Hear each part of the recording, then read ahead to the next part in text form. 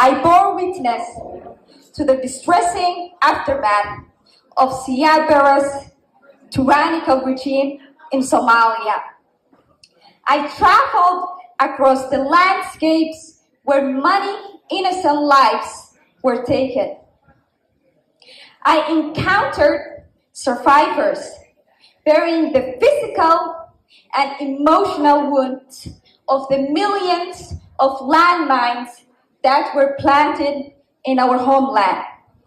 I listened to the stories of orphans and grieving families left shattered by the atrocities of Barre's genocide.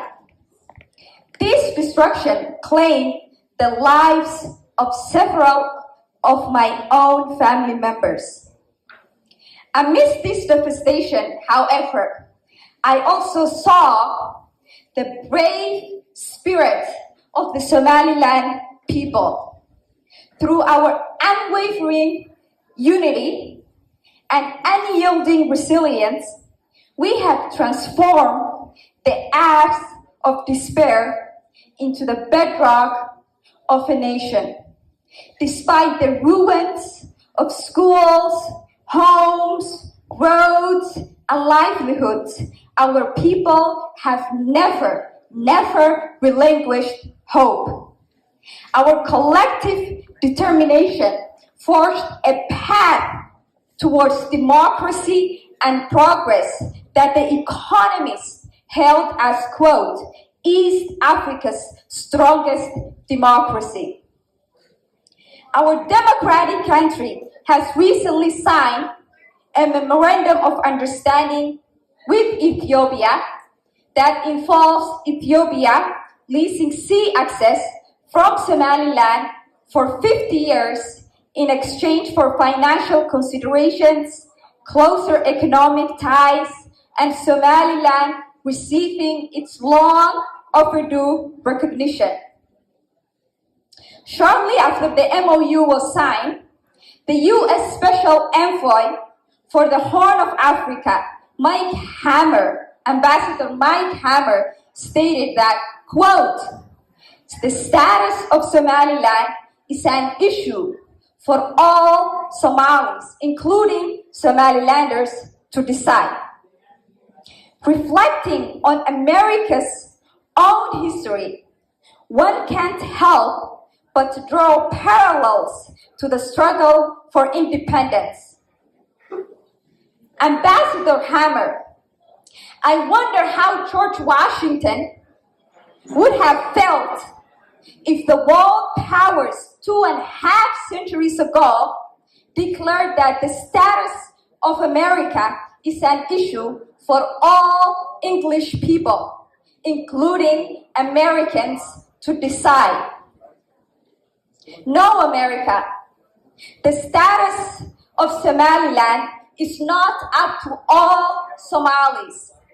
It's up to Somalilanders alone.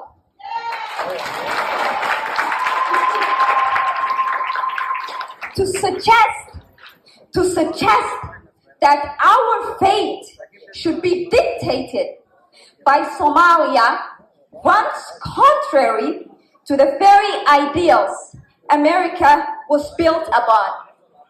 Somaliland is far more independent from Somalia than America was from Britain in 1776. The nation that celebrates Patrick Henry's Declaration of Liberty or Death is the last country that should be arguing for our independent nation's future to be decided by the people, by people with no connection to Somaliland other than their desire to control it. How can America claim to be the defender of democracy and freedom while denying more than 6 million people the right to determine their own fate in matters that solely concern them? I am not naive. I understand that America has invested decades and billions of dollars into the failed single Somalia policy.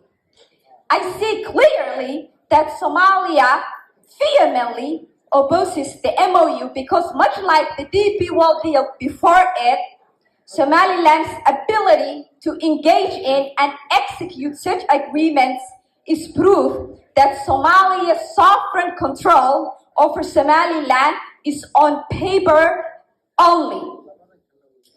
This MOU is a stark reminder that U.S. single Somalia policy has faltered.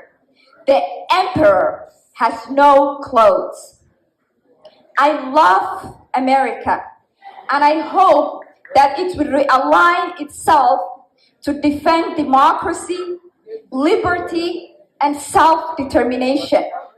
As President Woodrow Wilson said, national aspirations must be respected. Peoples may now be dominated and governed only by their own consent.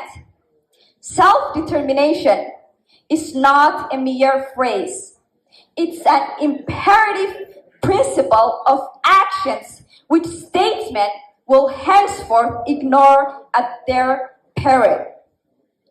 America should see its history, its own history, in the courage of Somalilanders in restoring their sovereignty 33 years ago and establishing a system of governance in which its people truly participate.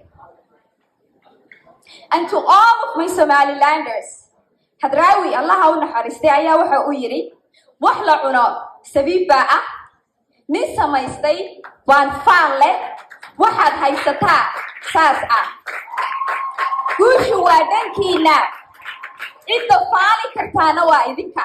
Thank you, Damanti.